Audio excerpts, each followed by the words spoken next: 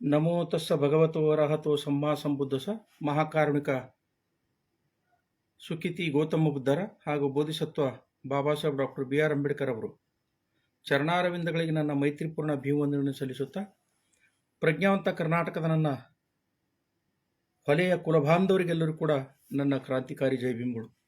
ಬಂಧುಗಳೇ, ಇವತ್ತು ಲೈವ್ ಬರೀತಕ್ಕಂಥ ಮುಖ್ಯವಾಗಿರ್ತಕ್ಕಂಥ ವಿಷಯ ಒಳ ಮೀಸಲಾತಿಗೆ ಸಂಬಂಧಪಟ್ಟ ಹಾಗೆ ಒಂದು 4 ವಿಷಯಗಳನ್ನು ನನ್ನ ಸಮಾಜದ ಪ್ರಜ್ಞಾವಂತ ನಾಗರಿಕರಿಗೆ ಗಮನಕ್ಕೆ ತರ್ತಾ ಇದ್ದೇನೆ. ಹಾಗೂ ನಮ್ಮ ಸಮಾಜದ ನಾಯಕರ ಬಗ್ಗೆ ಅವಾಚ್ಯವಾಗಿ ನಿಂದನೆ ಮಾಡಿ ಹಾರಾಟ ಚೀರಾಟ ಮಾಡಿರ್ತಕ್ಕಂಥ ಅವರಿಗೂ ಕೂಡ ಒಂದೆರಡು ಪ್ರಶ್ನೆಗಳನ್ನು ಕೇಳ್ತಾ ಇದ್ದೇನೆ.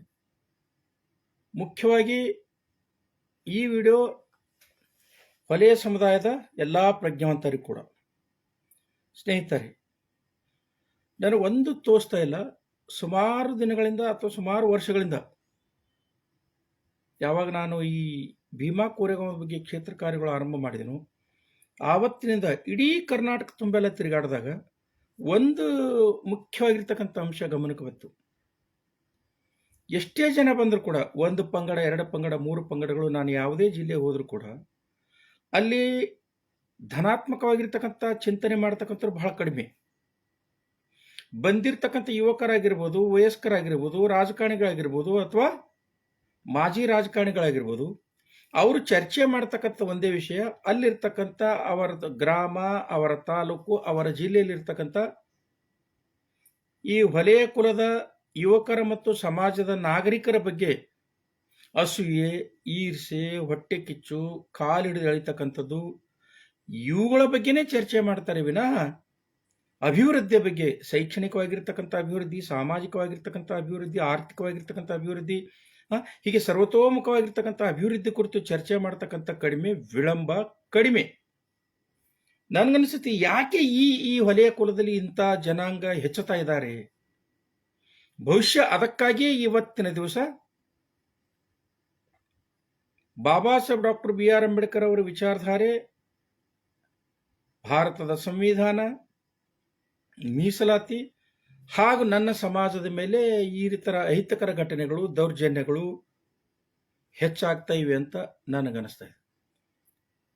ಅದಕ್ಕಾಗಿ ದಯವಿಟ್ಟು ಈ ಮುಂಬರ್ತಕ್ಕಂಥ ಪೀಳಿಗೆಗೆ ಒಂದು ಸವಿನಯ ಪ್ರಾರ್ಥನೆ, ನೀವಾದರೂ ಕೂಡ ಮನಸ್ಥಿತಿಯನ್ನು ಬದಲಾವಣೆ ಮಾಡಿಕೊಂಡು ನಿಮ್ಮ ಪರಿಸ್ಥಿತಿಗಳನ್ನು ಅಭಿವೃದ್ಧಿಪಡಿಸಿಕೊಳ್ಳಲು ಒಗ್ಗಟ್ಟಾಗಿ ನೀವು ಕೆಲಸ ಮಾಡಬೇಕು, ಒಗ್ಗಟ್ಟಾಗಿ ಬದುಕಬೇಕು ಅನ್ನೋದೇ ನನ್ನ ಆಶೆ. ಅದಕ್ಕೆ ಬಾಬಾ ಸಾಹೇಬ್ ಡಾಕ್ಟರ್ BR ಅಂಬೇಡ್ಕರ್ ಅವರು ಒಂದು ಮಾತು ಹೇಳ್ತಾರೆ, ನಾವು ಒಗ್ಗಟ್ಟಿನಿಂದ ಇರದೇ ಇದ್ರೆ ನಮ್ಮ ಯಾವ ಕಾರ್ಯಗಳು ಕೂಡ ಸಾಧು ಆಗಲು ಸಾಧ್ಯವಿಲ್ಲ.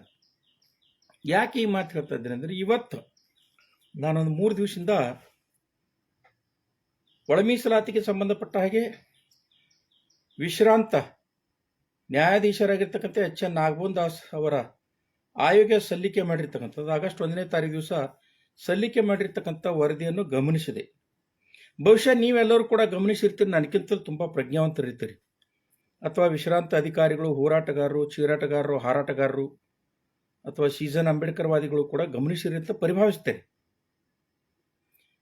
ಈ ನಾಗಮೋಹನ್ ದಾಸ ಆಯೋಗ ಸಲ್ಲಿಕೆ ಮಾಡಿರ್ತಕ್ಕಂಥ ಈ ಒಳ ಮೀಸಲಾತಿಯ ಏನು ವರದಿ ಇದೆಯೋ, ಇದು ಬೇರೆ ಏನೂ ಅಲ್ಲ, ನಮ್ಮ ಜಾತಿಯ ಅಂದ ಹೊಲೆಯ ಕುಲದ ಮಕ್ಕಳ ಭಾವಿ ಭವಿಷ್ಯದ ಮರಣ ಶಾಸನವೇ ಈ ಆಯೋಗದ ಒಳ ಮೀಸಲಾತಿಯ ಆಯೋಗದ ಒಂದು ವರದಿ.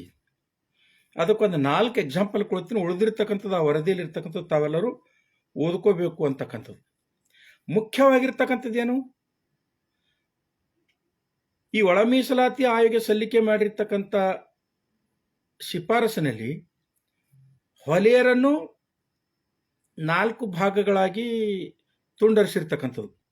ಅಂದರೆ ಪರಯ್ಯನೇ ಬೇರೆ, ಕುಲಿಯ ಬೇರೆ, ಚಾಂಡಾಲ ಬೇರೆ, ಬಾಕಡ್ ಬೇರೆ, ಹೊಲೆಯ ಬೇರೆ, ಈ ರೀತಿ ಅವು 3 ಪ್ರವರ್ಗಗಳಲ್ಲಿ ಸೇರ್ಪಡೆಗೊಳಿಸೋರ ಮೂಲಕ ಮತ್ತೆ ಆದಿ ಕರ್ನಾಟಕ ಬೇರೆ. ಇವತ್ತು ಬೆಂಗಳೂರು, ಮೈಸೂರು ತುಮಕೂರು ಆ ಭಾಗದಲ್ಲಿರ್ತಕ್ಕಂಥ ಆದಿ ಕರ್ನಾಟಕದ ನಮ್ಮ ಜನಾಂಗ, ಉತ್ತರ ಕರ್ನಾಟಕದಲ್ಲಿರ್ತಕ್ಕಂಥ ನಾವು ಛಲವಾದಿಗಳು ಅಥವಾ ಹೊಲೆಯ ಕುಲದರು ಅಥವಾ ಬೆಳಗಾವಿ ಭಾಗದಲ್ಲಿರ್ತಕ್ಕಂಥ ಹೊಲೆಯರ್, ಇವ್ರ ಜೊತೆಗೆ ವೈವಾಹಿಕವಾಗಿರ್ತಕ್ಕಂಥ ಸಂಬಂಧಗಳನ್ನು ಬೆಳೆಸ್ಕೊಂಡು ಬರ್ತಾ ಇದ್ದೀವಿ, ಅದನ್ನು ಮುಂದುವರ್ಸ್ಕೊಂಡು ಬರ್ತಾ ಇದ್ದೀವಿ. ಆದರೆ ಈ ವರದಿಯಲ್ಲಿರ್ತಕ್ಕಂಥ ಈ ಪಂಗಡಗಳನ್ನು ನೋಡಿದ್ರೆ, ಅಂದರೆ ಹೊಲೆಯರನ್ನು ಒಯ್ದು ಎ ಪಂಗಡದಲ್ಲಿ ಅಂದರೆ ಎ ಪ್ರವರ್ಗದಲ್ಲಿ ಹಾಕಿರ್ತಕ್ಕಂಥದ್ದು, ಚಾಂಡಾಲನ ಒಯ್ದು ಬಿ ಮಾದಿಗ ಪಂಗಡದಲ್ಲಿ ಹಾಕಿರ್ತಕ್ಕಂಥದ್ದು, ಪರೆಯ ಮತ್ತು ಪರೆಯನ್ ಒಯ್ದು ಮಾದಿಗ ಬಿ ಪಂಗಡದಲ್ಲಿ ಹಾಕಿರ್ತಕ್ಕಂಥ ಇವನ್ನೆಲ್ಲ ಗಮನಿಸಿದರೆ ಇದು ಸ್ಪಷ್ಟವಾಗಿ ಮೇಲ್ನೋಟ ಕಂಡು ಬರ್ತಾ ಇದೆ. ಈ ಹೊಲೆಯ ಕುಲವನ್ನು ಒಡೆದು 4 ಭಾಗಗಳಲ್ಲಿ ಮಾಡತಕ್ಕಂಥ ಹುನ್ನಾರ ಈ ವರದಿಯಲ್ಲಿದೆ. ಅದು ಹೇಗೆ ಅನ್ನೋದ್ರ ಬಗ್ಗೆ ನಾನು ಮುಂದಿನ ಅಂಶಗಳಲ್ಲಿ ಹೇಳ್ತೇನೆ. ಆದರೂ ಕೂಡ ವರದಿ ಓದಿರ್ತಕ್ಕಂಥ ನನ್ನ ಸಮಾಜದ ಜನರು ಬೀದಿಗೆ ಇಳಿದು ಇದರ ಬಗ್ಗೆ ಸ್ಪಷ್ಟತೆಯ ಬಗ್ಗೆ, ನಿಖರತೆಯ ಬಗ್ಗೆ, ಈ ಗೊಂದಲಗಳ ಬಗ್ಗೆ ಹಾಗೂ ಈ ಸಮಾಜವನ್ನು ಒಡೆದ ಆಳ್ವಿಕೆಯ ಬಗ್ಗೆ ಒಂದು ಮಾತಾಡ್ತಾಳೆ ಅಂದರೆ ಇದಕ್ಕಿಂತಲೂ ದುಃಖದ ವಿಷಯ ಬೇಕಿ ಅಂತ. ಇರಲಿ, ಅವರು ಹೋರಾಟ ಮಾಡಿಲ್ಲ ಅಂದ್ರೂ ಕೂಡ ಒಂದು 4 ವಿಷಯಗಳ ಬಗ್ಗೆ, ಮುಖ್ಯವಾಗಿರ್ತಕ್ಕಂಥ ವಿಷಯಗಳ ಬಗ್ಗೆ ನಮ್ಮ ಛಲವಾದಿ ಸಮುದಾಯದ ಜನಕ್ಕೆ ಗಮನಕ್ಕೆ ತರ್ತಾ ಇದ್ದಾರೆ. ನಾಗಮೋಹನ್ ದಾಸ್ ಅವರ ವರದಿಯ ಪುಟ ಸಂಖ್ಯೆ 330ರಲ್ಲಿ ಬಹುಶಃ ತಾವು ಗಮನಿಸಿರ್ಬೋದು ಅನ್ನಿಸ್ತದ, ಅಥವಾ ನನ್ನ ವಿಡಿಯೋ ನೋಡಿದಾದ ನಂತರ ಕೂಡ ಗಮನಿಸಿ. ಈ ವರದಿಯ ಪುಟ ಸಂಖ್ಯೆ 330ರಲ್ಲಿ ಶಿಫಾರಸು, 3ನೇ ಶಿಫಾರಸನ್ನು ಚೆನ್ನಾಗಿ ಗಮನಿಸಬೇಕು. ಈ ಶಿಫಾರಸು ನಮ್ಮ ಮಕ್ಕಳ ಭಾವಿ ಭವಿಷ್ಯದ ಮರಣ ಶಾಸನ ಅಂತೇಳಿ ಈ ಶಿಫಾರಸಿಗೆ ನಾನು ಟೈಟಲ್ ಕೊಟ್ಟಿರ್ತಕ್ಕಂಥ ಏನು ಅದನ್ನು ಓದಿ ಹೇಳ್ತೀನಿ. ನಾಗಮೋಹನ್ ದಾಸ್ ಅವರು ಶಿಫಾರಸು ಮಾಡಿರ್ತಕ್ಕಂಥ 3ನೇ ಶಿಫಾರಸು ಏನಿದೆ ಅಂದರೆ, ಒಂದು ಪ್ರವರ್ಗದಲ್ಲಿ ಅಂದರೆ A B C D E ಅಂದರೆ 5 ಪ್ರವರ್ಗಗಳು ಮಾಡಿ ಮೀಸಲಾತಿಯನ್ನು, ಒಳ ಮೀಸಲಾತಿಯನ್ನು ಹಂಚಿಕೆ ಮಾಡಿದ್ದಾರೆ. ಆ ಒಳ ಮೀಸಲಾತಿಯಲ್ಲಿ ಅದರ ಬಗ್ಗೆ ಹೇಳ್ತಾರೆ. ಅಂದರೆ ಈ 5 ಮೀಸಲಾತಿ ಹ್ಯಾಂಗೆ ಕೊಡಬೇಕು ಶಿಫಾರಸು ಮಾಡಿರ್ತಕ್ಕಂಥದ್ದು. ಒಂದು ಪ್ರವರ್ಗದಲ್ಲಿ ಭರ್ತಿಯಾಗದೆ ಉಳಿದ ಹುದ್ದೆಗಳನ್ನು ಕ್ಯಾರಿ ಫಾರ್ವರ್ಡ್ ಮೂಲಕ ನಿಯಮದಂತೆ ಭರ್ತಿ ಮಾಡಬೇಕು. ಅಲ್ಲಿಗೂ ಸೂಕ್ತ ಅಭ್ಯರ್ಥಿಗಳು ಲಭ್ಯವಿಲ್ಲದಿದ್ದಾಗ ಅಂಥ ಹುದ್ದೆಗಳನ್ನು ಪರಿಶಿಷ್ಟ ಜಾತಿಯ ಮತ್ತೊಂದು ವರ್ಗಕ್ಕೆ ವರ್ಗಾವಣೆ ಮಾಡಬೇಕು. ಈ ಸಂಬಂಧ ನೇಮಕಾತಿ ನಿಯಮಗಳಿಗೆ ಸೂಕ್ತ ತಿದ್ದುಪಡಿಗಳನ್ನು ತರಬೇಕು. ಇದು ಬಹಳ ಮುಖ್ಯವಾಗಿರ್ತಕ್ಕಂಥ ವಿಷಯವನ್ನು ಬಹುಶಃ ಯಾರು EWS ಎಕನಾಮಿಕ್ಸ್ ವೀಕರ್ ಸೆಕ್ಷನ್ ಏನು ಮೀಸಲಾತಿ ಕಲ್ಪಿಸಿಕೊಟ್ಟರು ಇದನ್ನು ಅವಲೋಕನ ಮಾಡಿರ್ತಕ್ಕಂಥವ್ರು ಚೆನ್ನಾಗಿ ಮನವರಿಕೆ ಆಗುತ್ತೆ. ಇವ್ರು ಏನು ಶಿಫಾರಸು ಮಾಡಿದ್ದಾರೆ ನೋಡಿ. ಪರಿಶಿಷ್ಟ ಜಾತಿ ಜನಾಂಗಕ್ಕೆ ನೇಮಕಾತಿಯಲ್ಲಿ ಮೀಸಲಾತಿ ಇತ್ತು, ಸಂವಿಧಾನದ ವಿಧಿ 16(4) ಅನ್ವಯ. ಯಾವಾಗ 2000 ಇಸ್ವಿಯಲ್ಲಿ ಸಂವಿಧಾನಕ್ಕೆ ತಿದ್ದುಪಡಿಯನ್ನು ಮಾಡಿ 81ನೇ ತಿದ್ದುಪಡಿ ಮಾಡಿ 16B ಸೇರಿಸೋದ್ರ ಮೂಲಕ ನಮಗೆ ಬಡ್ತಿಯಲ್ಲಿ ಮೀಸಲಾತಿಯನ್ನು ಕಲ್ಪಿಸಿಕೊಟ್ಟರು. ಈ 16B ಏನು ಹೇಳುತ್ತೆ? ನೇಮಕಾತಿ ಅಥವಾ ಬಡ್ತಿಯ ಪ್ರಕ್ರಿಯೆಯಲ್ಲಿ ಅಸ್ಪೃಶ್ಯ ಜನಾಂಗ ಅಥವಾ ಪರಿಶಿಷ್ಟ ಜಾತಿಯ ಜನಾಂಗದ ಅಭ್ಯರ್ಥಿಗಳು ಲಭ್ಯವಿಲ್ಲದೆ ಇದ್ದ ಪಕ್ಷದಲ್ಲಿ ಆ ಹುದ್ದೆಗಳನ್ನು ಬೇರೆ ಪ್ರವರ್ಗಕ್ಕಾಗಲಿ ಬೇರೆ ಕಮ್ಯುನಿಟಿಗಾಗಲಿ ಅದನ್ನು ಅವರಿಗೆ ಕಲ್ಪಿಸ್ಕೊಡ್ಲೇನೆ ಅವನ್ನು ಬ್ಯಾಕ್ಲಾಗ್ ಹುದ್ದೆಗಳಾಗಿ ನಿರ್ವಹಿಸಬೇಕು ಅಂತ ಆರ್ಟಿಕಲ್ ಹೇಳುತ್ತೆ. ಆ ಫಂಡಮೆಂಟಲ್ ಆರ್ಟಿಕಲ್ ಹೇಳುತ್ತೆ 16(4). ಹೀಗೆ ಅಂದರೆ ಬ್ಯಾಕ್ಲಾಗ್ ಹುದ್ದೆಗಳು ನೋಡು, 2000ದಿಂದ ಇಲ್ಲಿವರೆಗೂ ಕೂಡ ಯಾವ ಬ್ಯಾಕ್ಲಾಗ್ ಹುದ್ದೆಗಳು ಕೂಡ ಸರ್ಕಾರ ಭರ್ತಿ ಮಾಡಿಲ್ಲ. ಅದು ಒಂದು ವಿಷಯ. ಆ ಬ್ಯಾಕ್ಲಾಗ್ ಹುದ್ದೆಗಳು ಬೇರೆ ಯಾರಿಗೂ ಕೂಡ ಕೊಡಲು ಅವಕಾಶ ಇಲ್ಲ. ಅದು ಫಂಡಮೆಂಟಲ್ ರೈಟ್ಸ್. ಈಗ ನಾಗಮೋಹನ್ ದಾಸ್ ಅವರು ಹೇಳ್ತಕ್ಕಂಥ ಏನಂದರೆ, ಈ 5 ಪ್ರವರ್ಗಗಳಲ್ಲಿ ಸೂಟೇಬಲ್ ವ್ಯಕ್ತಿಗಳು ಸಿಗದೇ ಇದ್ದಾಗ ಒಂದು ಪ್ರವರ್ಗದಲ್ಲಿರ್ತಕ್ಕಂಥ ಹುದ್ದೆಗಳನ್ನು ಮತ್ತೊಂದು ಪ್ರವರ್ಗಕ್ಕೆ ಕ್ಯಾರಿ ಫಾರ್ವರ್ಡ್ ಮಾಡ್ತಕ್ಕಂಥ ಅಥವಾ ಆ ಪ್ರವರ್ಗಕ್ಕೆ ಹಂಚ್ತಕ್ಕಂಥದ್ದು. ಇಲ್ಲೊಂದು ಎಕ್ಸಾಂಪಲ್ ಕೊಟ್ಟು ನಿಮ್ಮನ್ನು ಮಾತಾಡ್ತೀನಿ. ಹೇಗೆ ಅನ್ಯಾಯ ಆಗುತ್ತೆ ಹೊಲೆಯರಿಗೆ ಅಂತ. ಕೋಲಾರದಲ್ಲಿ ಹೊಲೆಯರ ಸಂಖ್ಯೆ ಹೊಲೆಯರ ಬಾವಳೆ ಜಾಸ್ತಿ ಇದೆ. ಅದು ದೊಡ್ಡ ತಾಳೆಯರು ಇರ್ಬೋದು, ಸಣ್ಣ ತಾಳೆಯರು ಇರ್ಬೋದು, ಮಗ್ಗದ ಹೊಲೆಯರು, ಟೋಟಲಿ ಹೊಲೆಯರಿದ್ದಾರೆ. ಅವರ ಸಂಖ್ಯೆ, ಅವರ ಬಾವಳೆ ಹೆಚ್ಚಿದೆ. ಇಲ್ಲಿ ನಾನೊಂದು ಸ್ಟ್ಯಾಟಿಸ್ಟಿಕ್ ಕೊಡ್ತೀನಿ ನಿಮಗೆ, ಬಹುಶಃ ಗಮನಿಸಬಹುದು ನೀವೆಲ್ಲರೂ ಕೂಡ. ವಿಶೇಷವಾಗಿ ಕೋಲಾರದ ಜನತೆಗೆ, ಕೋಲಾರದ ಸಹೋದರರಿಗೆ ಇದು ಗಮನಿಸಲಿಕ್ಕೆ ಹೇಳ್ತೇನೆ. 1952ರಿಂದ ಇಲ್ಲಿಯವರೆಗೂ ಕೂಡ ಆರ್ಮುಗಂ ಬಿಟ್ಬಿಟ್ರೆ ಅವರನ್ನು, ಅವರು ಸ್ವಂತ ಶಕ್ತಿ ಇತ್ತು, ಆಯಿತು. ಇಲ್ಲಿವರೆಗೂ ಕೂಡ ಒಬ್ಬ ಹೊಲೆಯರವನಿಗೆ ಮೀಸಲಾತಿ ಕ್ಷೇತ್ರದಿಂದ ಒಂದು ಟಿಕೆಟ್ ಕೊಟ್ಟಿಲ್ಲ MP ಲೋಕಸಭೆಗೆ. ಯಾರಿಗೆ ಕೊಟ್ಟಾರ ನೋಡಿ. 1952ರಲ್ಲಿ ದೊಡ್ಡ ತಿಮ್ಮಯ್ಯ ಅಂತಕ್ಕಂಥ ಮಾದಿಗ ಸಮುದಾಯದವ್ರಿಗೆ ಕೊಟ್ಟರು. 57ಕ್ಕೂ ಕೂಡ ದೊಡ್ಡ ತಿಮ್ಮಯ್ಯ ಮಾದಿಗ ಸಮುದಾಯದವರಿದ್ದರು. 1962ರಲ್ಲೂ ಕೂಡ ದೊಡ್ಡ ತಿಮ್ಮಯ್ಯ ಅಂತಕ್ಕಂಥ ಮಾದಿಗ ಸಮುದಾಯದವರಿದ್ದರು. ಅಂದರೆ 52ರಿಂದ 62ರವರೆಗೂ ಮಾದಿಗ ಸಮುದಾಯದ ವ್ಯಕ್ತಿ ಲೋಕಸಭಾ ಸದಸ್ಯರಾಗಿದ್ದರು. 1967ರಲ್ಲಿ GY ಕೃಷ್ಣನ್ ಅಂತಕ್ಕಂಥ ಬೋವಿ ಸಮಾಜದವನಿ ಎಲ್ಲಿವರೆಗೆ 80ರವರೆಗೆ, ಅಂದ್ರೆ 4 ಪೀರಿಯಡು ಬೋವಿ ಸಮಾಜದವರಿಗೆ MP ಟಿಕೆಟ್ ಕೊಟ್ಟರು. ತದನಂತರ 1989ರಲ್ಲಿ Y ರಾಮಕೃಷ್ಣ ಅಂತಕ್ಕಂಥ ಮಾದಿಗ ಸಮುದಾಯದವರಿಗೆ ಟಿಕೆಟ್ ಕೊಟ್ಟರು. 1991ರಿಂದ 2014ರವರೆಗೂ KH ಮುನಿಯಪ್ಪ ಅಂತಕ್ಕಂಥ ಮಾದಿಗ ಸಮುದಾಯದ ವ್ಯಕ್ತಿಗೆ ಲೋಕಸಭಾ ಸದಸ್ಯ ಟಿಕೆಟ್ ಕೊಟ್ಟರು. ಇದರ ಅರ್ಥ ಕೋಲಾರ ಜಿಲ್ಲೆಯಲ್ಲಿ ಹೊಲೆಯ ಕುಲದ ಜನಸಂಖ್ಯೆ ಹೆಚ್ಚಿದ್ದರೂ ಕೂಡ ಒಂದು ಟಿಕೆಟು ಕೂಡ ಈ ರಾಜಕೀಯ ಪಕ್ಷದವರು ಹೊಲೆಯ ಸಮುದಾಯದವರು ಕೊಡಲಿಲ್ಲ. ಅವರನ್ನು ರಾಜಕೀಯವಾಗಿ ಬೆಳೆಯಲು ಅವಕಾಶ ಮಾಡಿಕೊಡಲಿಲ್ಲ. ಅಂದರೆ 11 ಬಾರಿ ಮಾದಿಗರಿಗೆ, 4 ಬಾರಿ ಬೋವಿ ಸಮಾಜದವರಿಗೆ ಟಿಕೆಟ್ ಕೊಟ್ಟು ಗೆಲ್ಲಿಸಿರ್ತಕ್ಕಂಥದ್ದು. ಈಗ ಇದು 12ನೇ ಬಾರಿ ಆಗುತ್ತೆ. 12 ಬಾರಿ ಟಿಕೆಟ್ ಕೊಟ್ಟಿರ್ತಕ್ಕಂಥ ಗಮನಿಸಬಹುದು. ಇದು ಒಂದು ಎಕ್ಸಾಂಪಲ್ ಯಾಕೆ ಹೇಳ್ತಾ ಇದ್ದೇನೆ ಅಂದರೆ, ಈ ನಾಗಮೋಹನ್ ದಾಸ್ ಅವರು ಶಿಫಾರಸು ಮಾಡಿರ್ತಕ್ಕಂಥ ಆ ಶಿಫಾರಸಿನಲ್ಲಿ NFSCಯನ್ನು ಅಳವಡಿಸ್ತಾರೆ ಮುಂದಿನ ದಿನಗಳಲ್ಲಿ. ಈಗ ಸುಮಾರು 40 ಬಹುಶಃ 30,000 ಚಿಲ್ಲರೆ ಬ್ಯಾಕ್ಲಾಗ್ ಹುದ್ದೆಗಳಿವೆ. ಈಗ ನೆಕ್ಸ್ಟ್ ಒಳ ಮೀಸಲಾತಿ ಪ್ರಕ್ರಿಯೆ ಮುಗಿದಾದ ನಂತರ ಬ್ಯಾಕ್ಲಾಗ್ ಹುದ್ದೆಗಳು ಭರ್ತಿ ಮಾಡ್ತಾರೆ. ಉದಾಹರಣೆಗಾಗಿ ಗುಲ್ಬರ್ಗ ಯೂನಿವರ್ಸಿಟಿಯಲ್ಲಿ ಖಾಲಿ ಹುದ್ದೆಗಳಿವೆ, ಪ್ರಾಧ್ಯಾಪಕ ಹುದ್ದೆಗಳು, ಸಹ ಪ್ರಾಧ್ಯಾಪಕ ಹುದ್ದೆಗಳು. ಅವು ಭರ್ತಿ ಮಾಡ್ತಕ್ಕಂಥ ಸಂದರ್ಭದಲ್ಲಿ ಅವರು ಒಂದು ಎಕ್ಸಾಮು, ಒಂದು ಟೆಸ್ಟು ಕಂಡಕ್ಟ್ ಮಾಡ್ತಾರೆ. ಪಾಸ್ ಮಾಡ್ತಕ್ಕಂಥವ್ರು, ಮಾರ್ಕ್ಸ್ ಕೊಡ್ತಕ್ಕಂಥವ್ರು ಅವರೇ ಇರ್ತಾರೆ. ಈ ಹೊಲೆಯ ಸಮುದಾಯದ ಅಭ್ಯರ್ಥಿಗಳನ್ನು ಫೇಲ್ ಮಾಡ್ತಾರೆ ಅಥವಾ ಕಡಿಮೆ ಅಂಕ ಕೊಡ್ತಾರೆ. ಕಡಿಮೆ ಅಂಕ ಕೊಟ್ಟು ಆ ಎಲಿಜಿಬಿಲಿಟಿಗೆ ಎಲಿಜಿಬಲ್ ಆಗಲಾರ್ದ ಹಾಗೆ ಅಂಕಗಳನ್ನು ಕೊಡ್ತಾರೆ. ಮುಂದೆ ರಿಕ್ರೂಟ್ಮೆಂಟ್ ಸ್ಟಾರ್ಟ್ ಆದಾಗ ಇವರು NFSC not fit suitable candidate ಅಂತ ತಿಳಿದು ಈ ಹೊಲೆಯರನ್ನೆಲ್ಲ ಹಿಂದಕ್ಕೆ ತಳ್ಳಿಬಿಟ್ಟು ಆ ಹುದ್ದೆಗಳಿಗೆ ಏನು ಮಾಡಿಬಿಡ್ತಾರೆ ಅಂದರೆ ಟಚೇಬಲ್ಸ್ ಆಗಿರ್ತಕ್ಕಂಥ ಬೋವಿನೋ, ಲಂಬಾಣಿನೋ, ಕೊರಮ ಆ ಅಭ್ಯರ್ಥಿಗಳು ಭರ್ತಿ ಮಾಡ್ತಾರೆ. ಅದು ಆ ರೀತಿಯ ಒಂದು ವಾಮ ಮಾರ್ಗದ ಪ್ರಕ್ರಿಯೆಗೆ ಅವಕಾಶ ಕಲ್ಪಿಸ್ತಕ್ಕಂಥ ಶಿಫಾರಸು ಇದು 3ನೇ ಶಿಫಾರಸು. ಇಲ್ಲೆಲ್ಲೂ ಕೂಡ ಪ್ರವರ್ಗ A ಆಗಿರ್ಬೋದು, B ಆಗಿರ್ಬೋದು, C ಆಗಿರ್ಬೋದು, ಆ ಪ್ರವರ್ಗದ ಹುದ್ದೆಗಳನ್ನು ಸಂವಿಧಾನದ ವಿಧಿ 16(4) ಅನ್ವಯ ಬ್ಯಾಕ್ಲಾಗ್ ಇಡಬೇಕು ಅಂತ ಹೇಳಿಲ್ಲ.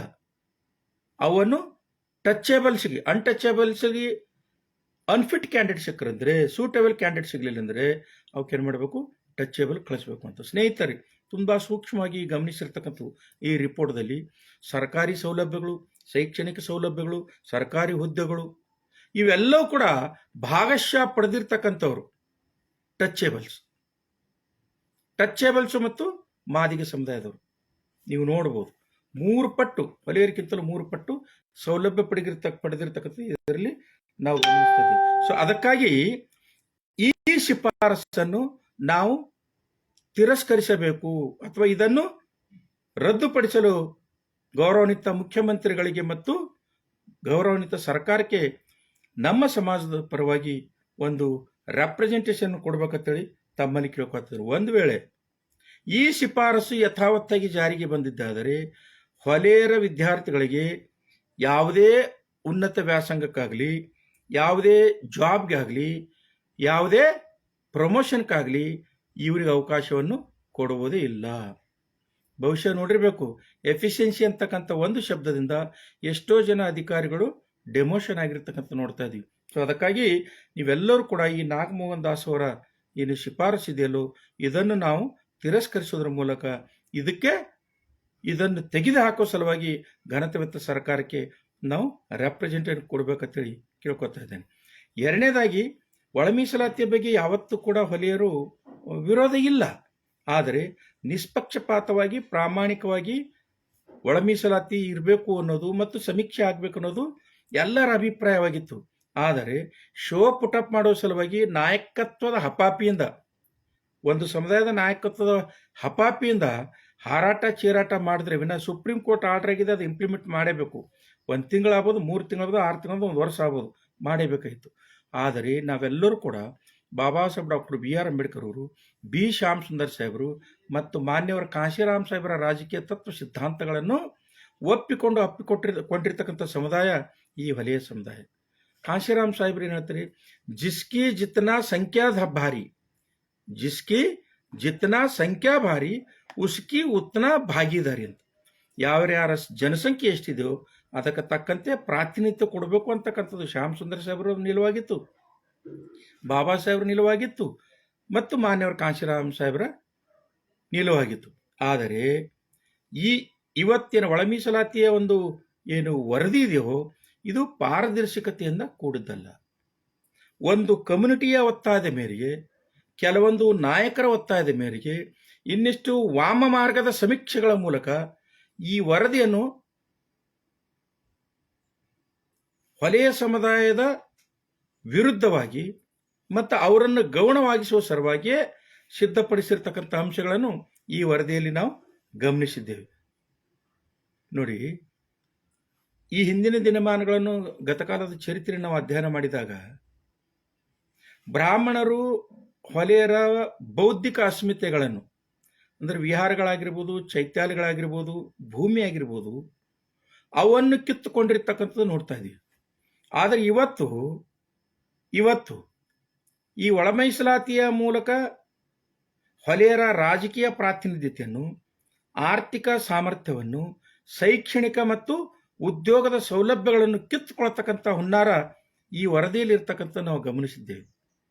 ಅದಕ್ಕೊಂದೆರಡು ಎಕ್ಸಾಂಪಲ್ ನಿಮ್ಮ ಗಮನಕ್ಕೆ ತರ್ತಾ ಇದ್ದೀನಿ. ಇನ್ನೊಂದು ಮುಖ್ಯವಾಗಿರ್ತಕ್ಕಂಥ ವಿಷಯ ಏನಂದರೆ, ಈ ವರದಿಯಲ್ಲಿ ನೋಡಿ, ಈ ವರದಿಯ ಪುಟ ಸಂಖ್ಯೆ, ಈ ನಿಗಮಗಳ ಉಲ್ಲೇಖ ಮಾಡ್ತಕ್ಕಂಥ ಸಂದರ್ಭದಲ್ಲಿ ಬಾಬಾ ಸಾಹೇಬ್ರನ್ನ ಹೆಂಗೆ ಅಪಮಾನಜನಕ ಪದ ಬಳಕೆ ಮಾಡ್ತಾರೆ ನೋಡಿ. ಅದರಲ್ಲಿ ಈ ಚರ್ಮ ಕೈಗಾರಿಕೆ ನಿಗಮಕ್ಕೆ ಡಾಕ್ಟರ್ ಬಾಬು ಜಗಜೀವನ್ ರಾಮ್ ಚರ್ಮ ಕೈಗಾರಿಕಾ ನಿಗಮ ಅಂತ ಅದರಲ್ಲಿ ದಾಖಲೆ ಮಾಡಿದ್ದಾರೆ.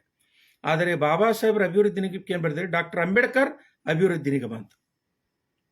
ಅದು ಜಗಜೀವನ್ ರಾಮ್ ಅವ್ರದ್ದು ಮೇಲೆ ಬರೆದು ಬಾಬಾ ಸಾಹೇಬರು ಕೆಳಗೆ ಬರೀತಾರೆ. ಸ್ನೇಹಿತರೆ, 1975 ಮಾರ್ಚ್ 20ನೇ ತಾರೀಕು ದಿವಸ ಡಾಕ್ಟರ್ BR ಅಂಬೇಡ್ಕರ್ ಅಭಿವೃದ್ಧಿ ನಿಗಮ ಸ್ಥಾಪನೆ ಆಗೋದು ಕರ್ನಾಟಕದಲ್ಲಿ. ಏನು, 1975 ಮಾರ್ಚ್ 20ನೇ ತಾರೀಕು ದಿವಸ ಹೆಸರೇನಿತ್ತು, ಡಾಕ್ಟರ್ BR ಅಂಬೇಡ್ಕರ್ ಅಭಿವೃದ್ಧಿ ನಿಗಮ. ಆದ್ರೆ ಇವ್ರು ಏನು ಬರೀತಾರೆ, ಡಾಕ್ಟರ್ ಅಂಬೇಡ್ಕರ್ ಅಭಿವೃದ್ಧಿ ನಿಗಮ ಅಂತ ಹೇಗೆ ಬರೀತಾರೆ. 2010ರಲ್ಲಿ ಮರುನಾಮಕರಣಗೊಂಡಿರ್ತಕ್ಕಂಥ ಈ ಚರ್ಮ ಕೈಗಾರಿಕೆ ಅಭಿವೃದ್ಧಿ ನಿಗಮಕ್ಕೆ ಡಾಕ್ಟರ್ ಬಾಬು ಜಗಜೀವನ್ ರಾಮ್ ಚರ್ಮ ಕೈಗಾರಿಕೆ ಅಭಿವೃದ್ಧಿ ಅಂದರೆ ಮೇಲ್ಗಡೆ ಬರೀತಾರೆ ಜಗಜೀವನ್ ರಾಮನ್ ಹೆಸರು, ಜೊತೆಗೆ ಡಾಕ್ಟರ್ ಯಾವ ಯೂನಿವರ್ಸಿಟಿಲಿಂದ PhD ಪಡೆದ್ರು ಇವರು. ಬಾಬಾ ಸಾಹೇಬರ ಹೆಸರು ಅರ್ಧ ಬರೆದ್ಬಿಟ್ಟು ಅವ್ರ ಹೆಸರು ಪೂರ್ಣ ಪ್ರಮಾಣದಲ್ಲಿ ಬರೀತಾರೆ. ಅಂದರೆ ಈ ಕಾಣದ ಕೈಗಳು ಈ ವರದಿ ಸಿದ್ಧಪಡಿಸ್ತಕ್ಕಂಥ ಸಂದರ್ಭದಲ್ಲಿ ಆ ಸಮಿತಿಯಲ್ಲೂ ಕೂಡ ಇದ್ದವು ಅನ್ನೋದು ಇದು ಮೇಲ್ನೋಟಕ್ಕೆ ಕಂಡು ಬರ್ತದೆ.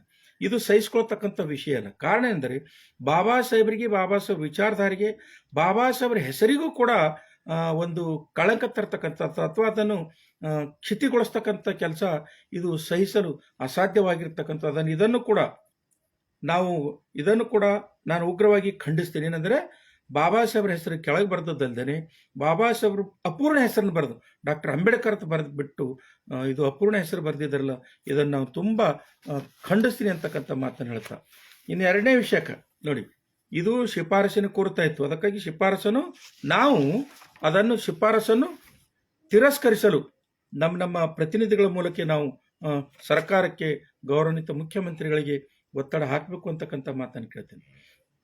ಇನ್ನು ಈ ಪ್ರವರ್ಗಗಳನ್ನು 101 ಜಾತಿಗಳನ್ನು 5 ಪ್ರವರ್ಗಗಳಾಗಿ ವಿಂಗಡಣೆ ಮಾಡಿರ್ತಕ್ಕಂಥ ಈ ಆಯೋಗ ಹೊಲೆಯ ಮತ್ತು ಹೊಲೆಯ ಸಂಬಂಧಿತ ಜಾತಿಗಳನ್ನು ಯಾವುದೇ ಆಕಾರಗಳಿರಲಾರ್ದಾನೆ, ಯಾವುದೇ ದಾಖಲೆಗಳಿರದಾನೆ ಮನಸೋ ಇಚ್ಛೆ ಹೊಲೆಯರ ಸಂಖ್ಯೆಯನ್ನು ಕುಂದಿಸ್ಬೇಕಂತಿರೋದು ಅವನ್ನು ಪ್ರವರ್ಗ ಎದಲ್ಲಿ ಪ್ರವರ್ಗ ಬಿದಲ್ಲಿ ಸೇರಿಸಿ ಹೊಲೆಯರ ಸಂಖ್ಯೆಯನ್ನು ಕಡಿಮೆಗೊಳಿಸಿರ್ತಕ್ಕಂಥದ್ದು ನಿಮಗೆ ಗಮನಕ್ಕೆ ತರ್ತಾ ಇದ್ದಾನೆ. ಉದಾಹರಣೆ, ಈ ಬಾಕಡ್ ಅಂತಕ್ಕಂಥ ಸಮುದಾಯ ಅಂದ್ರೆ ಹೊಲೆಯ ಸಮುದಾಯದ ಒಂದು ಭಾಗವಾಗಿರ್ತಕ್ಕಂಥ ಬಾಕಡ್ ಅಂತಕ್ಕಂಥ ಒಂದು ಸಮುದಾಯವನ್ನು ಇವರು ಪ್ರವರ್ಗ ಎದಲ್ಲಿ ಸೇರಿಸಿದ್ದಾರೆ.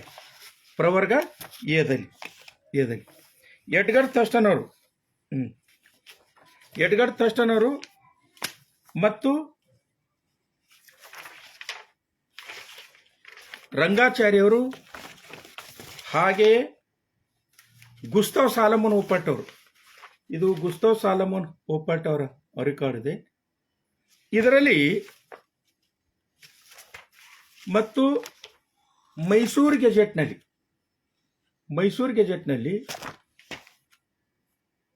4 ಕುಲಗಳ ಬಗ್ಗೆ ಉಲ್ಲೇಖ ಇದೆ. ಬಾಕಡ್ ಅಂತಕ್ಕಂಥದ್ರ ಬಗ್ಗೆ, ಮಾಲಾ ಅಂತಕ್ಕಂಥದ್ರ ಬಗ್ಗೆ, ಪರಿಯ ಅಂತಕ್ಕಂಥದ್ರ ಬಗ್ಗೆ ಮತ್ತು ಪುಲಿಯ ಅಂತಕ್ಕಂಥದ್ರ ಬಗ್ಗೆ ಇವನು ಒಡೆದು ಹಾಕ್ಬಿಟ್ಟು ಪ್ರವರ್ಗ ಎದಲ್ಲಿ ಪ್ರವರ್ಗ ಬಿದಲ್ಲಿ ಸೇರಿಸಿ ಅಪಚಾರ ಎಸಗಿದ್ದಾರೆ. ಒಂದು ಎಕ್ಸಾಂಪಲ್, ಚಾಂಡಾಲ ಅಂತಕ್ಕಂಥ ಹೊಲೆಯ ಸಮುದಾಯದ ಒಂದು ಗುಂಪನ್ನು ಅದನ್ನು ಪ್ರವರ್ಗ ಬಿ ಮಾದಿಗದಲ್ಲಿ ಸೇರಿಸಿದ್ದಾರೆ.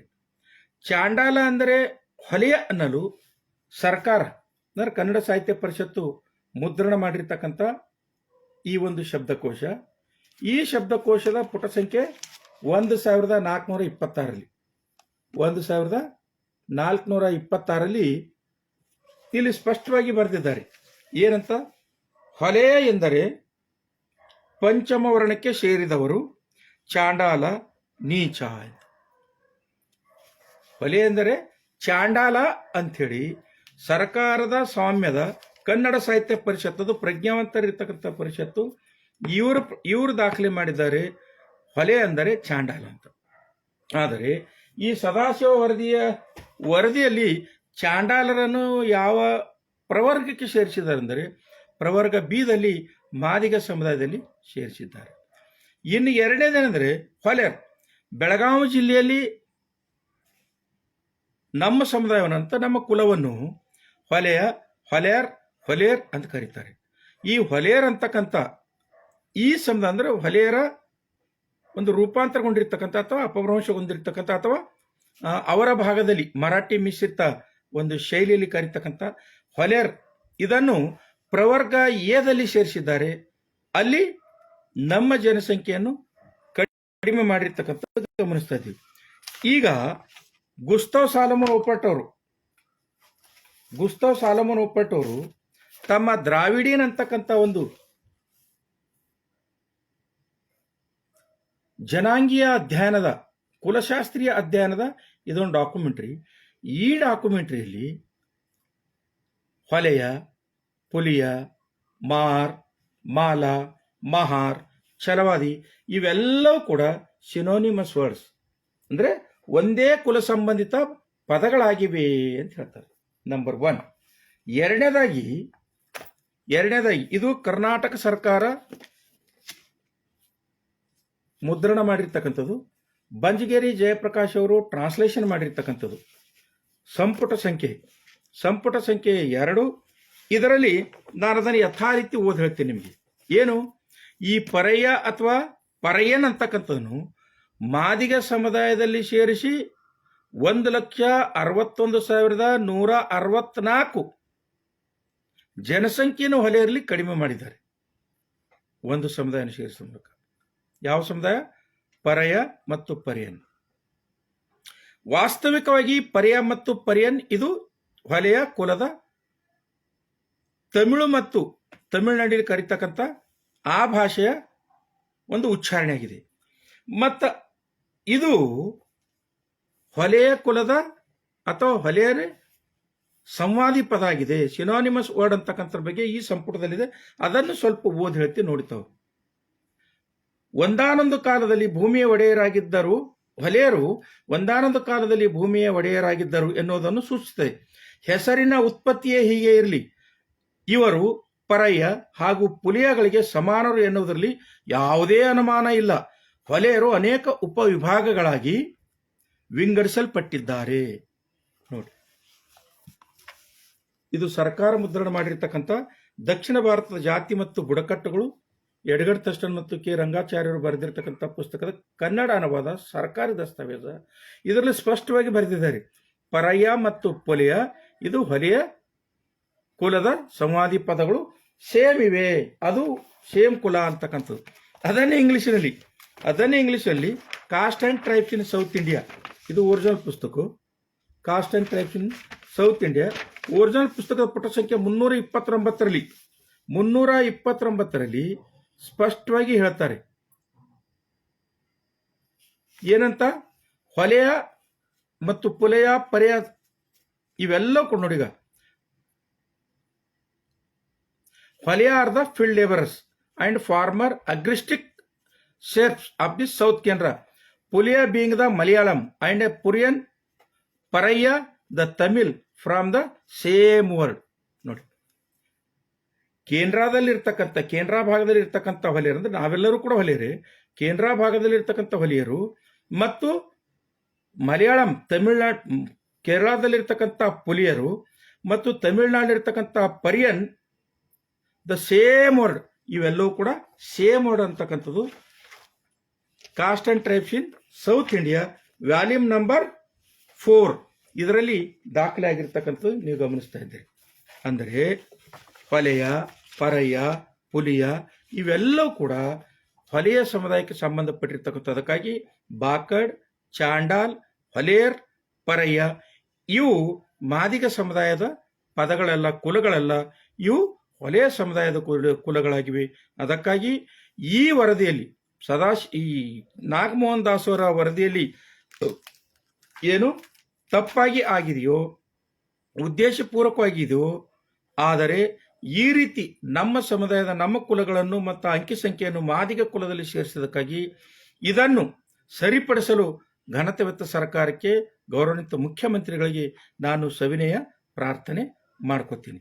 ಇನ್ನು ಮೂರನೇ ಮುಖ್ಯವಾಗಿರ್ತಕ್ಕಂಥ ವಿಷಯ ಏನೆಂದರೆ, ಬಹಳ ಮುಖ್ಯವಾಗಿರ್ತಕ್ಕಂಥ ವಿಷಯ ಸ್ನೇಹಿತರೆ, 1950ರ ಮೀಸಲಾತಿ ಕಾಯ್ದೆ ಆಗಿರ್ಬೋದು, 1950ರ ಮೀಸಲಾತಿ ಕಾಯ್ದೆ ಆಗಿರ್ಬೋದು, 1976ರ schedule caste inclusion and exclusion act ಆಗಿರ್ಬೋದು, 1990ರ ಮೀಸಲಾತಿ ಕಾಯ್ದೆ ಆಗಿರ್ಬೋದು, ಈ ಕಾಯ್ದೆಗಳಲ್ಲಿ ಪರಿಶಿಷ್ಟ ಜಾತಿ ಜನಾಂಗದವರಿಗೆ ಮೀಸಲಾತಿ ಯಾಕೆ ಕೊಡ್ತೀವಿ ಅನ್ನೋದ್ರ ಬಗ್ಗೆ ತುಂಬಾ ಚೆನ್ನಾಗಿ ಹೇಳಿದ್ದಾರೆ. ಅದನ್ನು ನಾನು 1990ರ ಕಾಯ್ದೆಯಲ್ಲಿ ಇರ್ತಕ್ಕಂಥನು 2 ಲೈನ್ ಇದೆ, ಅದು ಓದಿ ಹೇಳ್ತಾನೆ. The member of schedule caste communities who have embraced Buddhism shall be deem to be the member of a schedule caste. ಅಂದರೆ ಅಸ್ಪೃಶ್ಯರಾಗಿರ್ತಕ್ಕಂಥ ಜನಾಂಗದವರು ಬೌದ್ಧ ಧರ್ಮಕ್ಕೆ ಮತಾಂತರಗೊಂಡರೆ ಅವರನ್ನು ಅಸ್ಪೃಶ್ಯರಂತೇಳಿ ತಿಳಿಬೇಕು, ಅದನ್ನು ಪರಿಗಣಿಸಬೇಕು, ಅವ್ರಿಗೆ ಸೌಲಭ್ಯ ಕೊಡಬೇಕು ಅಂತ ತಿಳಿದು 1990ರ ಕಾಯ್ದೆಯಲ್ಲಿ ಕಾಯ್ದೆಗಳೆಲ್ಲವೂ ಕೂಡ ನನ್ನ ಹತ್ರ ಇವೆ. ಆದರೆ ಇಲ್ಲಿ ಪ್ರಮಾದ ಆಗಿದ್ದೇನೆಂದರೆ, ಈ ಒಳ ಮೀಸಲಾತಿಯ ಗಣತಿಯ ನಮೂನೆಯಲ್ಲಿ ಪ್ರಶ್ನಾವಳಿ ಸಂಖ್ಯೆ 4 ಇದರಲ್ಲಿ ದಾಖಲಿನಿಲ್ಲ.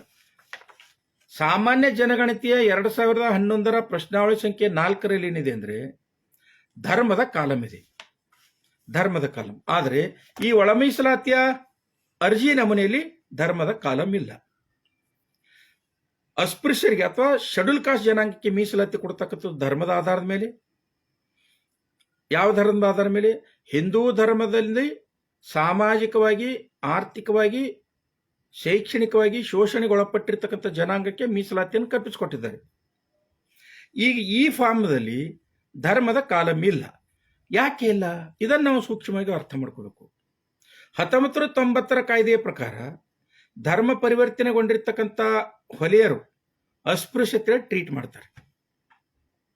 ಆದರೆ ಧರ್ಮ ಪರಿವರ್ತನೆಗೊಂಡಿರ್ತಕ್ಕಂಥ ಅಂದ್ರೆ ಕ್ರೈಸ್ತ ಧರ್ಮಕ್ಕೆ ಪರಿವರ್ತನೆಗೊಂಡಿರ್ತಕ್ಕಂಥ ಅಥವಾ ಮತಾಂತರಗೊಂಡಿರ್ತಕ್ಕಂಥ ಮಾದಿಗರನ್ನು ಅಸ್ಪೃಶ್ಯರೆಂದು ಪರಿಗಣಿಸಲು ಸಾಧ್ಯವಿಲ್ಲ.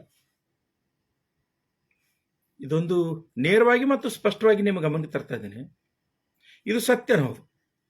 ಕರ್ನಾಟಕವನ್ನು ಅನುಲಕ್ಷಿಸಿ ನೋಡಿದಾಗ ಹೊಲೆಯರು ಭಾಗಶಃ ಬೌದ್ಧ ಧರ್ಮವನ್ನು ಸಾಂಸ್ಕೃತಿಕವಾಗಿ ಮತ್ತು ಶಾಸನಬದ್ಧವಾಗಿ ಅನುಪಾಲನೆ ಮಾಡ್ತಾರೆ, ಸ್ವೀಕರಿಸಿದ್ದಾರೆ. ಇದು ಒಪ್ಪಲೇಬೇಕು. ಮಾದಿಗರು ಕ್ರೈಸ್ತ ಧರ್ಮವನ್ನು ಅದನ್ನು ಸಾಂಸ್ಕೃತಿಕವಾಗಿ ಮತ್ತು ಶಾಸನಬದ್ಧವಾಗಿ ಒಪ್ಪಿದ್ದಾರೆ, ಅದು ಒಪ್ಪಲೇಬೇಕು.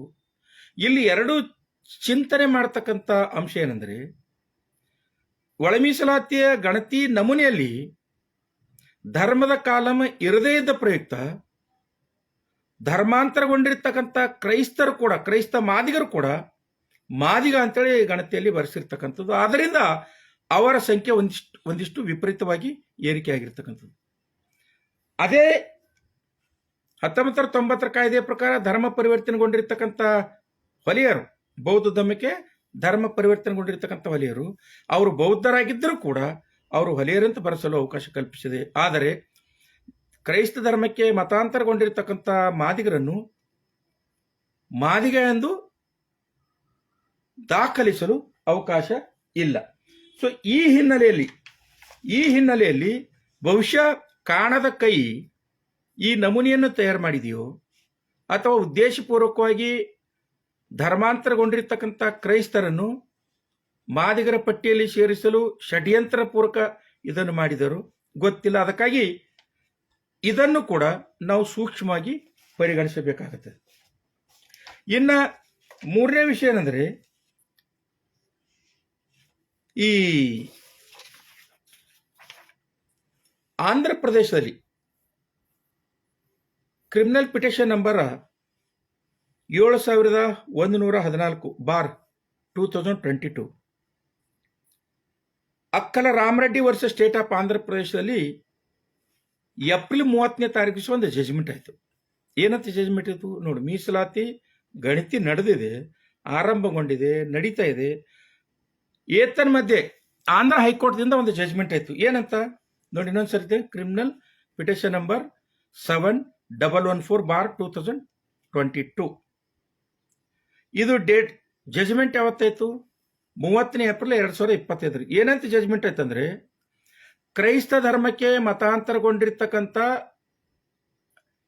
ದಲಿತರು ಮೀಸಲಾತಿಯ ಸೌಲಭ್ಯವನ್ನು ಪಡೆಯಲು ಅನರ್ಹರು ಅಂತ ಜಜ್ಮೆಂಟ್ ಆಯ್ತು. ಅಂದರೆ ಮಾದಿಗ ಸಮುದಾಯದಿಂದ ಕ್ರೈಸ್ತ ಧರ್ಮಕ್ಕೆ ಮತಾಂತರಗೊಂಡಿರ್ತಕ್ಕಂಥವರಿಗೆ ರಿಸರ್ವೇಶನ್ ಕೊಡಲು ಅವಕಾಶ ಇಲ್ಲ. ಇದು ಆಂಧ್ರ ಹೈಕೋರ್ಟ್ ಜಜ್ಮೆಂಟ್ ಆಗಿರ್ತಕ್ಕಂಥದ್ದು. ಈಗ ನಮಗೆ ಕಾಡಲೇಬೇಕಾದ ಪ್ರಶ್ನೆ ಏನಪ್ಪಾ ಅಂದರೆ, ಎಷ್ಟು ಜನ ಕ್ರೈಸ್ತರಿದ್ದರು ಅವರೆಲ್ಲರೂ ಕೂಡ ಇವತ್ತು ದಿವಸ ಧರ್ಮಾಂತರಗೊಂಡಿರ್ತಕ್ಕ ಕ್ರೈಸ್ತರೆಲ್ಲರೂ ಕೂಡ ಮಾದಿಗ ಅಂತಕ್ಕಂಥ ಎಲ್ಲರೂ ಕೂಡ ಮಾದಿಗ ಎಂದು ಬರೆಸಿರ್ತಕ್ಕಂಥದ್ದು ಎಲ್ಲರ ಗಮನಕ್ಕೆ ಇದೆ, ನನ್ನ ಗಮನಕ್ಕೂ ಕೂಡ ಇದೆ.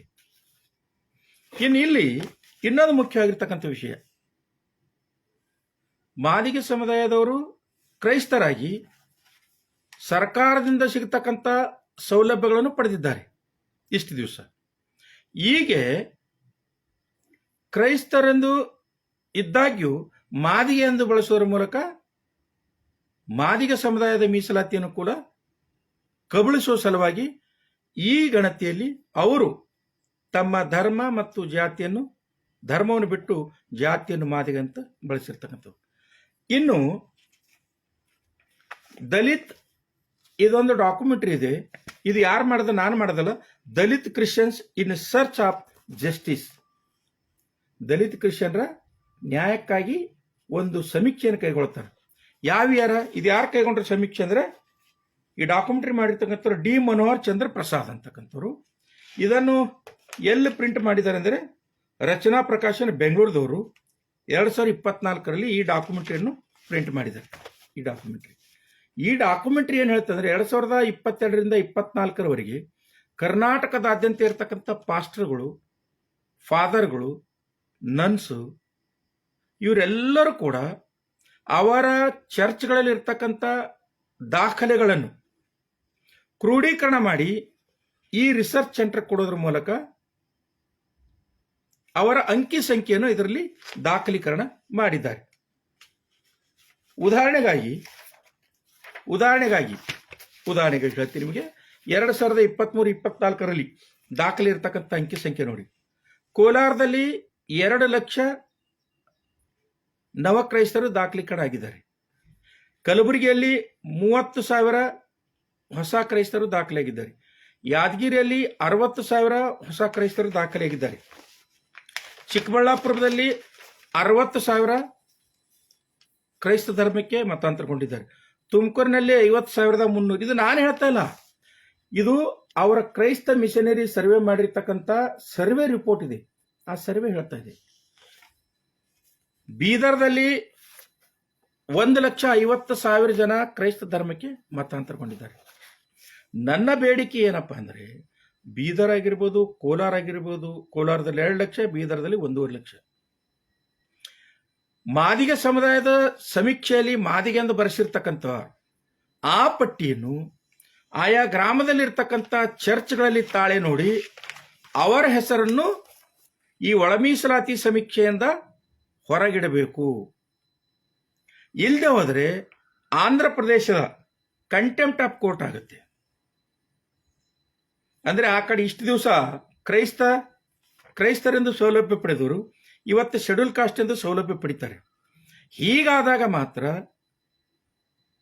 ಈ ಸಮೀಕ್ಷೆಗೆ ಪಾರದರ್ಶಕತೆ ಬರ್ತದೆ ವಿನಃ ಇಲ್ಲದೆ ಹೋದರೆ ನಮ್ಮ ಸಮುದಾಯದ ಜನರನ್ನು ಅವ್ರ ಗುಂಪಿಗೆ ಸೇರಿಸೋರ ಮೂಲಕ, ಕ್ರೈಸ್ತರನ್ನು ಅವ್ರ ಗುಂಪಿಗೆ ಸೇರಿಸೋರ ಮೂಲಕ ಇವತ್ತಿನ ದಿವಸ ನಮ್ಮ ಸಂಖ್ಯೆ ಇಷ್ಟು 36 ಲಕ್ಷ ಆಗಿದೆ ಅಂತಕ್ಕಂಥ, ನಮ್ಮ ಸಂಖ್ಯೆ 36,69,000 ಆಗಿದೆ ಅಂತಕ್ಕಂಥ ಒಂದು ಭಾಷಣ ಮಾಡ್ತಾ ಇದ್ರಲ್ಲ, ಇದು ಪಾರದರ್ಶಕತೆಯ ಸ್ಟ್ಯಾಟಿಸ್ಟಿಕ್ ಅಲ್ಲ ಅಂತಕ್ಕಂಥದ್ದು ನಾವೆಲ್ಲರೂ ಕೂಡ ಗಮನಿಸಬೇಕು. ಅದಕ್ಕಾಗಿ ವಲಯ ಸಮುದಾಯದ ನಾಯಕರಲ್ಲಿ ಸವಿನಯ ಪ್ರಾರ್ಥನೆ, ನೀವು ಈ 2 ಅಂಶಗಳನ್ನು ಗಮನಿಸಬೇಕು. ಏನು ಈ ಸರ್ವೆಯಲ್ಲಿ ಇದೆಯಲ್ಲೋ, ಈ ಸರ್ವೆಯಲ್ಲಿ ಇರ್ತಕ್ಕಂಥ ಕ್ರೈಸ್ತರ ಸಂಖ್ಯೆಗಳು ಅಂದ್ರೆ ಯಾವ್ಯಾವ ಜಿಲ್ಲೆಯಲ್ಲಿದೆಯೋ ಆ ಚರ್ಚ್ಗಳಲ್ಲಿ ಸರ್ವೆ ಫಾರ್ಮ್ ಅಥವಾ ಸರ್ವೆ ಮಾಡಿರ್ತಕ್ಕಂಥ ವ್ಯಕ್ತಿಗಳು ಚರ್ಚ್ಗಳಲ್ಲಿ ಎಂಟ್ರಿ ಆಗಿರ್ತಕ್ಕಂಥ ಜನಾಂಗವನ್ನು ಅವರ ಸಮೀಕ್ಷೆಯನ್ನು ರದ್ದುಪಡಿಸಬೇಕು.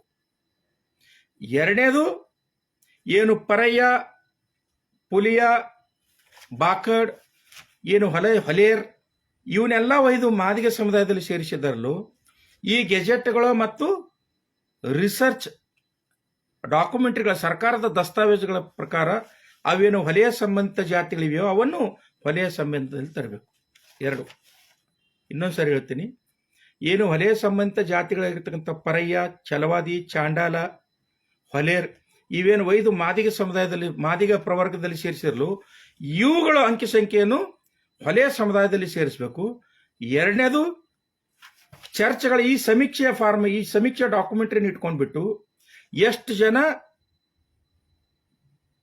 ಕ್ರಿಶ್ಚಿಯನ್ರು ಮಾದಿಗರೆಂದು ಬರೆಸಿದ್ದಾರೋ ಅವರೆಲ್ಲರ ಸಮೀಕ್ಷೆಯನ್ನು ರದ್ದುಗೊಳಿಸಬೇಕು.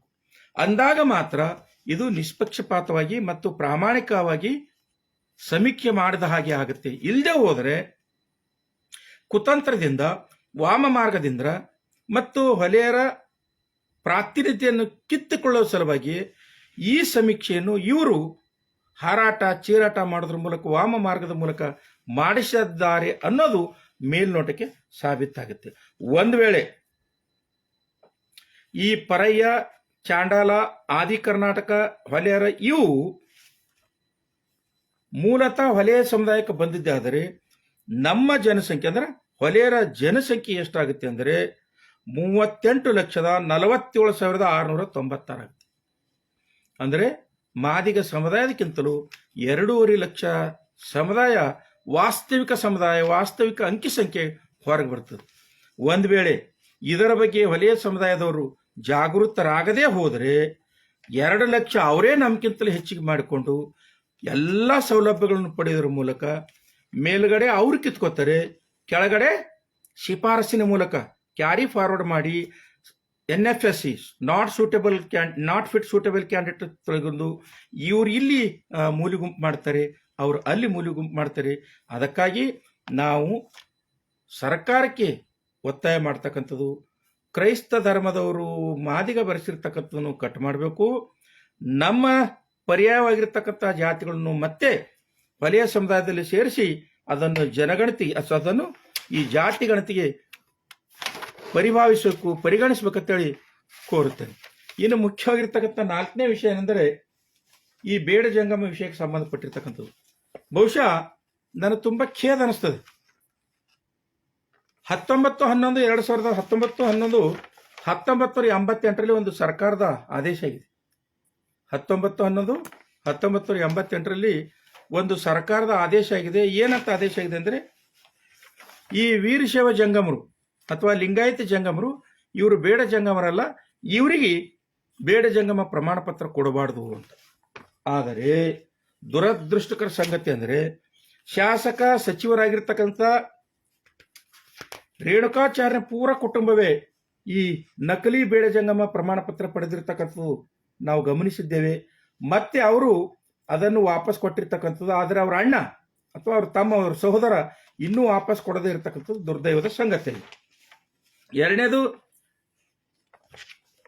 ಕೋರ್ಟ್ 10 ಸಾರಿ ಹೇಳ್ತಾ, ನ್ಯಾಯಾಲಯ 10 ಸಾರಿ ಹೇಳ್ತಾ ಇದೆ, ಈ ನಕಲಿ ಜಾತಿ ಪ್ರಮಾಣ ಪತ್ರ ಅಂದ್ರೆ ಬೇಡ ಜಂಗಮ ನಕಲಿ ಜಾತಿ ಪ್ರಮಾಣ ಪತ್ರ ಪಡಿತಕ್ಕಂಥದ್ದು ಇದು ಕಾನೂನು ಪ್ರಕಾರ ಅಪರಾಧ, ಇವರ ಮೇಲೆ ಕಠಿಣ ಕ್ರಮ ತೆಗೆದುಕೊಳ್ಳಿ ಅಂತ ಹೇಳ್ತಾ ಇದೆ.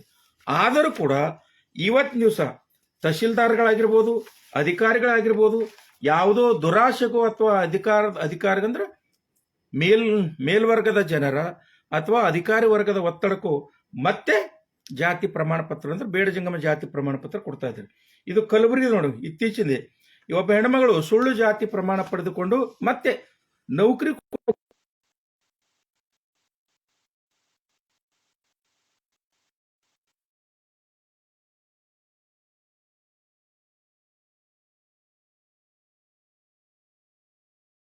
ಇರ್ತಕ್ಕಂಥ ಡಾಕ್ಟರ್ ರವೀಂದ್ರನಾಥ್ ಸರ್ ಅವರಿಗೆ ಅಭಿನಂದನೆ ಸಲ್ಲಿಸಬೇಕು.